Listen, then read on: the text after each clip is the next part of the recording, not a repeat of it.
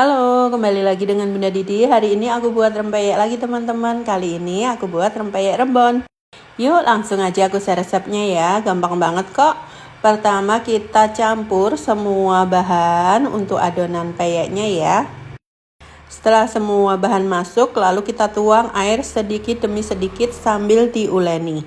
Ini tadi aku coba pakai ini sarung tangan tapi susah banget. Ya udah aku lepas aja ya. Ini peyeknya aku makan sendiri kok. Kemudian aduk dan uleni hingga rata. Nah, kalau pakai tangan nih nguleni adonan enak. Tujuannya itu biar adonan benar-benar menyatu ya teman-teman.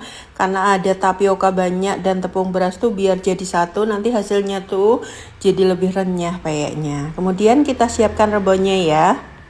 Ini rebon 1 on aja jadi banyak peyeknya teman-teman. Kemudian rebonnya dicuci dulu ya. Setelah itu tinggal goreng peyeknya, goreng di pinggiran wajan dulu seperti ini. Baru setelah itu tengahkan ke minyak lalu goreng hingga kering. Nah ini hasilnya jadi peyek yang renyah tipis kayak kerupuk ya teman-teman. Kok warnanya putih? Iya karena banyak tepung tapiokanya juga ya. Ini nggak masalah tapi rasanya enak dan gurih serta renyah. Selamat mencoba.